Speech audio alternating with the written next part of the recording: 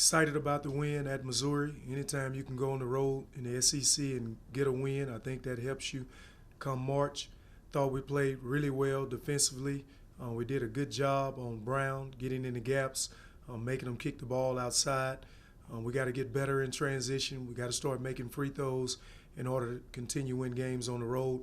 But overall, I was pleased with our play. I thought Morris Udeze gave us big minutes inside, and we really needed that. And for the transition part of things, just how do you go about getting better at that? And because it seems like it's kind of been a theme so far. And what do you need to fix in particular? We just got to practice that a lot more in practice. Yesterday, our practice was all transition, fast break. It was 2-on-1, 3-on-2, 4-on-3, just different situations, getting guys to get better at it. And if we didn't complete the fast break, we would run at the end of practice. So just, trying to get better at it. And is that just a thing where it's a feel thing too? Once guys maybe get more comfortable playing with each other, they read things differently and whatnot? Yeah, we got to make better decisions in the fast break. In order to win games on the road, you got to be able to compete in transition. You don't always want to go against a set defense. A lot of teams are really good in the half court. So in order to be elite, you got to score in transition. It was something we got to keep practicing. We got to make better decisions. We just can't turn it over. You kind of mentioned it. How nice was it, though, to get Mo going, and he looked good kind of for the first time throughout the game? It was good. We wanted to establish him early, throw the ball inside. Him and Kenny have been doing well, but we want to keep throwing it in there to those guys, and that makes life easier for our guards. Anytime you can play inside out, that's always good basketball. And then for Craig Porter, it seems like he's kind of just a well-rounded guard. He can kind of do everything. What have you liked so far out of him so far? He's getting more and more confident every day. Last year, it was up and down. He was out 60 days due to COVID protocol, 18 of those days due to injuries. He wasn't 100% throughout the whole year. This year, he has his athleticism back. He's running the basketball team.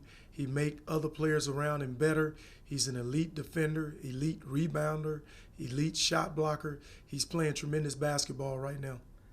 How rare is that for a guard like him to be an elite shot blocker? It seems like, he's kind of always around the rim, flying in there, swatting away balls. It's not normal. He has great timing, great athleticism.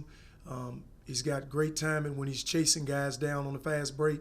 He helps us a lot on the offensive rebound, the defensive rebounds, coming up with loose balls, but he's making guys around him so much better. Guys are running in transition. They're getting to the spots because they know if they open, he's going to find them. When you talk about him making other guys better, is Morris a big beneficiary? As Craig gets more and more comfortable, he'll get Morris the ball in good spots? Yes, all the guys. Anytime you can get easy baskets for a big guy, when you can get a dunk or a layup and you didn't have to post up and work for that basket, it makes your life easier. So now when you get it on the offensive end, you saw the ball go through the net, and it's easy for you to score the next time you get it. So he's doing a great job of getting guys in the right position, getting guys the basketball, getting guys easy shots. So far in preparation, kind of what have you seen out of Oklahoma State, and what challenges do they bring? Athletic, veteran team, got a lot of guys returning, really get out in transition, can really drive the basketball. We got to do a good job with our transition defense. We got to do a good job of checking out. I watched their game against NC State, and they really did a great job on the glass. So transition defense, we got to be able to box out, and then we got to be able to execute versus their pressure. They really amp it up on defense. They get up the line. They force you to cut back door. So we got to be able to pass and catch and do good execution stuff in order to run our offense. I know there's a familiar guy back there guarding the baskets. The guy from Memphis, is that familiarity? These guys have played, or some of these guys have played against him. So does that help going in, knowing just how good of a shot blocker he is? Yeah, we've been doing a better job of pulling the big guys from other teams out from the basket. We've been putting those guys in ball screens, so we don't like the big man for their team to be able to stay under the rim and block all the shots. But we definitely are familiar with him. When he was at Memphis, he had a good game against us. He scored it on the block. I think he had a season-high 16 points, probably had 6 or 7 block shots. So we got to do a good job of when we do drive the basketball, if he's inside, make him help up, give our big guy an easy basket or kick it outside to a guard for a wide open 3. I remember talking to you after the Arizona game. I mean, they're kind of similar, big team, blocks a lot of shots. You said you didn't think they kind of, your team didn't like learn their lesson. Do you feel like in practices and just, what have you guys been doing to try to make them learn that lesson and be better at, recognizing, bad shots at the rim, that shots are probably going to get blocked? I think those guys have gotten better. We've been watching a lot of film, showing them different scenarios. When you get to the basket, if the big guys step up, you got to make that pocket pass to the big guy like Morris. I thought we did a better job of that at Missouri. We've been doing a great job of driving, making 2 people guard us, and kicking it to the wide open shooter. So we've been showing them a lot of film. That's the only thing you can do.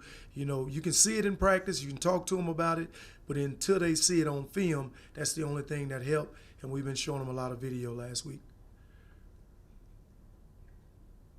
And it looks like you've had that last game against Missouri. You guys had a lot of success using Tyson as kind of a decoy and putting him in that corner where Morris was rolling. I mean, is that something that you guys feel like can be effective going forward, just using Tyson and that shooting gravity that he has? Yeah, we've been trying to get guys in the right positions. We want our shooters in the corner. A lot of times we put Tyson under the rim and we roll Morris to the basket, and our guards have to make good decisions on where to pass the ball.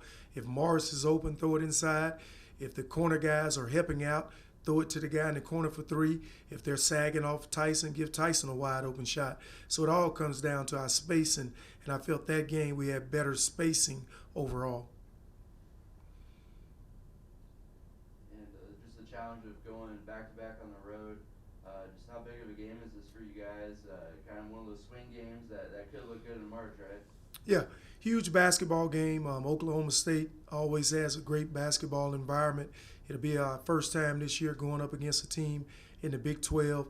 Their team went to the NCAA tournament last year. They got a good group coming back. They'll be one of the best teams in their league. It'll be a big challenge for us. We got to go on the road and play well. We can't turn it over. We got to do a good job of transition defense, getting back, not letting them get easy baskets, making them go against a set defense. And we got to take care of the basketball in the half court. They're one of the top teams in the country forcing turnovers, and we got to make sure we get good shots every time at the rim. Is there something to be said about this team that you guys maybe don't always – you haven't maybe played a full perfect game yet, but you're still finding ways to win, winning ugly, and yeah. Yeah, I talked about it yesterday. I said, right now we're scoring in the 60s. If we can ever put a game together where we can shoot, 70% or better from the free throw line, do a great job of scoring 70% of our baskets in transition, I could see us getting 75, 80 points. So I don't think we played our best basketball yet for 2 halves. We've been putting 1 half together each game. Some games we're not making free throws. Some games we're turning it over. So hopefully we can get 2 complete halves and play a great game down at Oklahoma State Wednesday night. But that is encouraging, though, that you still haven't played that full half, but you are leaving places with wins, though. Yeah, without a doubt. We stayed defending. I told those guys, in order to be a good basketball team that can win at a high level, some nights you're not going to shoot it well. Some nights you're going to turn it over. But you have to be able to defend, rebound, and play with toughness, and I think that's the reason we've been winning games. Wins all that matter. Yeah, that's all that matters. And with the transition offense, when you guys watch back that film, it just seemed like just weird stuff would happen, and just that split-second decision-making. So, I mean, obviously that's stuff that's happening real quick on the court. How do you guys coach that, and how did you guys kind of use that film to, try to get better, and what do you tell the guys to get better at those split-second decisions? Number one, I thought all our turnovers in transition, we were trying to make the extra pass. So I told those guys, I'm mad about it, but I'm happy the fact that you was trying to make the extra pass. You didn't force anything, but we got to start converting in transition. We can't keep leaving points on the board. And we went back and watched a lot of video, and we talked to those guys about the different scenarios, what you got to do on a 2 versus 1. And you got to keep going until the other defender stops you. Once he stops you from getting a layup, you got to throw it to your teammate. If he don't stop you, you need to go get the layup. But the only thing we can do is go back and watch video, show those guys their mistakes, and try to get better each and every day in practice. That's like a huge piece of, pie that you guys are like leaving on the table, right? I mean, that's an easy way to get 10 points a game. Yeah, because it can come back to hurt you. You go on the road a lot of times. If you don't get transition baskets, it's hard to win. You can't go against a team in the half court and try to score against their set defense all the time. You got to be able to get easy baskets in transition, 8 to 10 points, and that can be the difference in the game. So we definitely got to do a better job in transition. Again, we went back and watched a lot of film showing these guys a lot of different ways, things that we can do in transition, and we practice that every day, and hopefully we can continue to get better at it. What do you tell the point guards like Craig and Foy going? Like you said, the Oklahoma State has that pressure defense. So what's going to be the key for them to avoid those live ball turnovers and just handle that pressure? You got to be sure about every pass. You got to snap your passes. You got to throw it to the first open receiver. We talk to our guys about coming to the basketball. You got to meet your pass. You got to catch it with two hands. You got to cut. You got to back cut. You got to break to get open. You got to hold your man off. We just got to do a good job of passing and catching versus Oklahoma State.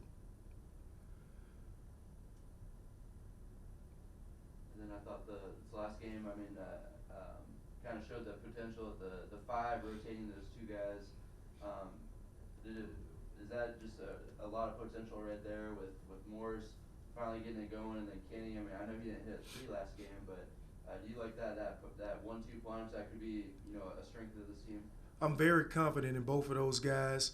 Morris, like I said, is one of the better low post players in the AAC, and he has a great backup in Kenny Poto that gives you a different look. He's a great defender. He's a guy that can really shoot the basketball from the 3. So with those two guys in the game, if we can get both of them going, it's really be scary.